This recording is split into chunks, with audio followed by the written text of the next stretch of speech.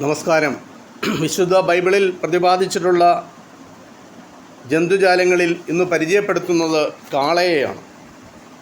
കാള തൻ്റെ ഉടയവനെയും കഴുത തൻ്റെ യജമാനൻ്റെയും പുൽത്തൊട്ടിയെയും അറിയുന്നു. ഇസ്രായേലോ അറിയുന്നില്ല, എൻ്റെ ജനം ഗ്രഹിക്കുന്നുമില്ല. യെശയ്യാ പ്രവാചകൻ്റെ പുസ്തകത്തിൽ രേഖപ്പെടുത്തിയിരിക്കുകയാണ്. വളർത്തുമൃഗങ്ങൾക്കുള്ള നന്ദിയോ സ്നേഹമോ പോലും തൻ്റെ ജനമായ ഇസ്രായേലിന് ഇല്ലാതെ പോയല്ലോ എന്ന ദൈവത്തിൻ്റെ സങ്കടമാണ് ഈ വാക്യത്തിലൂടെ പ്രവാചകൻ സൂചിപ്പിക്കുന്നത്. തീറ്റയെക്കുറിച്ച് വളരെ താല്പര്യമുള്ള കഴുതയ്ക്ക് പുൽത്തൊട്ടിയെ നന്നായി അറിയാം. കാളയ്ക്ക് തൻ്റെ യജമാനെയും സ്നേഹിക്കാനറിയാം. എന്നാൽ നന്ദിയില്ലാത്ത ജനം തങ്ങളെ പോറ്റിപ്പുലർത്തുന്ന ദൈവത്തെ അറിയുകയോ ഗ്രഹിക്കുകയോ ചെയ്യുന്നില്ല. സാമൂഹിക ജീവിതവുമായി വളരെ ഇഴുകിച്ചേർന്ന മൃഗമായ കാളയെപ്പറ്റി വേദപുസ്തകത്തിൽ 155ഓളം പരാമർശങ്ങളാണുള്ളത്. നിലമുഴുന്നതിനും കറ്റമെതിക്കുന്നതിനും വണ്ടി വലിക്കുവാനും കാളകളെ ഉപയോഗിച്ചിരുന്നു. ഒരേർ കാള ഒരു ദിവസം ഉഴുന്ന നിലത്തിൻ്റെ അളവ് നോക്കി വസ്തുവിൻ്റെ വിസ്തീർണം നിശ്ചയിച്ചിരുന്നു.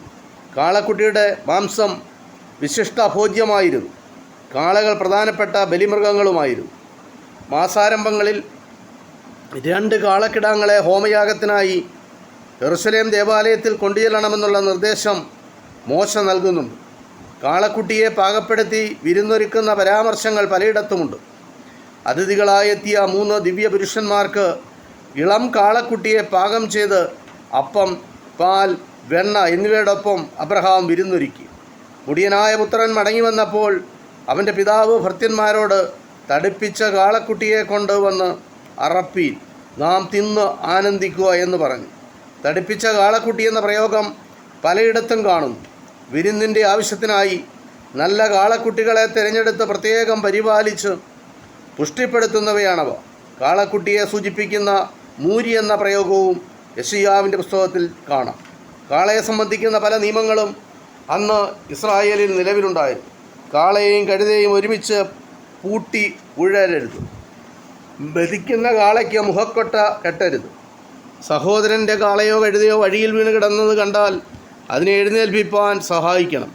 ഒരുവനൊരു കാളയെ മോഷ്ടിച്ച് അറക്കുകയോ വിൽക്കുകയോ ചെയ്താൽ ഒന്നിനു പകരം 5 കാളയെ കൊടുക്കണം. ഒരു കാള ഒരാളിനെ കുത്തിക്കൊന്നാൽ അതിനെ കൊന്നുകളയണം. എന്നിവയെല്ലാം ഈ സാമൂഹിക വ്യവസ്ഥയിൽ കാളയ്ക്കുണ്ടായിരുന്ന പ്രാധാന്യം വെളിപ്പെടുത്തുന്നു. ശമൂവേലിൻ്റെ 2-ാം പുസ്തകം 6-ാം അധ്യായത്തിൽ ഒരു കാളവണ്ടി നിമിത്തമുണ്ടായ അപകടം വിവരിക്കുന്നു. ദൈവത്തിൻ്റെ പെട്ടകം ഒരു പുതിയ വണ്ടിയിൽ കയറ്റി കുന്നിന്മേലുള്ള അമീനാദാബിൻ്റെ വീട്ടിൽ കൊണ്ടുവന്നു.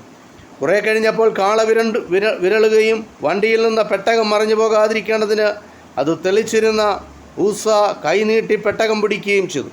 ദൈവത്തിന് അത് അനിഷ്ടമായതുകൊണ്ട് ഊസ അവിടെ വെച്ച് മരിച്ചു. പഴയ നിയമത്തിലെ അതിപ്രശസ്തരായ 2 പ്രവാചകന്മാരുടെ കൂടിക്കാഴ്ചയ്ക്ക് കാളകൾ സാക്ഷിയാകുന്നുണ്ട്. ദൈവനിയോഗപ്രകാരം ഏലിയാ പ്രവാചകൻ സാഫാത്തിൻ്റെ മകനായ എലിശയെ അന്വേഷിച്ച് പുറപ്പെട്ടു. ഏലിയാവ് എലിശയെ കണ്ടെത്തിയപ്പോൾ അവൻ 12 ഏർ കാള പൂട്ടി ഉഴുവിച്ചുകൊണ്ടിരുന്നു. 12ാമത്തേനോടുകൂടി താൻ തന്നെയായിരുന്നു. ഏലിയാവിൻ്റെ അരികെ ചെന്ന് തൻ്റെ പുതപ്പ് അവൻ്റെ മേലിട്ടു. ഏലിശ കാളയെ വിട്ടിട്ട് ഏലിയാവിനെ അനുഗമിച്ചു. അനേകം കാളകൾ എന്നെ വളഞ്ഞു, ബാശാൻ കൂറ്റന്മാർ എന്നെ ചുറ്റിയിരിക്കുന്നു. സങ്കീർത്തനക്കാരൻ പറയുകയാണ്. ഈ പ്രസ്താവന കർത്താവിനെ ചുറ്റി വളഞ്ഞ് പീഡിപ്പിച്ച ശത്രുക്കളെക്കുറിച്ചുള്ള പ്രവചനമായിരുന്നു അത്. ബാശാനിലെ പുൽത്തകിടികളിൽ മേഞ്ഞു നടക്കുന്ന പരാക്രമശാലികളായ കൂറ്റൻ കാളകളെയാണ് ബാശാൻ കൂറ്റന്മാർ എന്ന് വിളിച്ചിരുന്നത്. കാളക്കുട്ടികളുടെ പ്രതിമകൾ പ്രതിഷ്ഠിച്ച് ആരാധിക്കുന്ന പതിവ് അക്കാലത്തുണ്ടായിരുന്നു. ഇസ്രായേൽ ജനതയുടെ ചരിത്രത്തിലെ സ്വർണ്ണക്കാളക്കുട്ടി വളരെ പ്രസിദ്ധമാണ്. മോശയുടെ സാന്നിധ്യത്തിൽ ജനത്തിന് ആരാധിക്കുവാൻ ഒരു സ്വർണ്ണക്കാളക്കുട്ടിയെ ഉണ്ടാക്കുവാൻ അഹറോൻ നിർബന്ധിതനായി. അതിന് യാഗം കഴിച്ച് ആർത്തു വിളിച്ച് ജനം ഉത്സവം ആചരിച്ചു.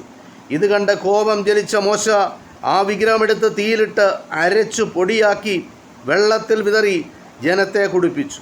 പുറപ്പാട് പുസ്തകത്തിൽ അത് രേഖപ്പെടുത്തിയിട്ടുണ്ട്. വിഗ്രഹാരാധനയ്ക്കെതിരെയുള്ള ഒരു താക്കീതായിരുന്നു അത്. യൊരോബെയാം 2 സ്വർണ്ണക്കാളക്കുട്ടികളെ നിർമ്മിച്ച ഒന്നിനെ ബഥേൽ ദേവാലയത്തിലും മറ്റതിനെ ദാനിലും പ്രതിഷ്ഠിച്ചു. പൂജ കഴിച്ചു. കാളക്കുട്ടികളെ പൂജിക്കുന്നതിനെതിരെ ശക്തമായി പ്രതികരിക്കുകയും ശപിക്കുകയും ചെയ്യുന്നുണ്ട് ഹോശേയ പ്രവാചകൻ. വൈവിധ്യമാർന്ന പശ്ചാത്തലത്തിലെ അനേകം പരാമർശങ്ങളിലൂടെ പുരാതന ജനതയുടെ ദൈനംദിന ജീവിതത്തിൽ കാള എന്ന മൃഗം ശക്തമായ സാന്നിധ്യം അറിയിച്ചിരുന്നു. വിശുദ്ധ വേദപുസ്തകം വ്യക്തമാക്കുന്നുണ്ട്. ഇംഗ്ലീഷ് പരിഭാഷകളിൽ ബുൾ എന്നും ബുള്ളോക്ക് എന്നുമാണ് സൂചിപ്പിച്ചിട്ടുള്ളത്. ഇത് വിശുദ്ധ ബൈബിളിൽ പറയുന്ന ജന്തുജാലങ്ങളിൽ കാളയെപ്പറ്റിയുള്ള ഒരു ചെറിയ വിവരം നിങ്ങളുമായി പങ്കുവച്ചു. ഇതിത്രമാത്രം. നന്ദി, നമസ്കാരം.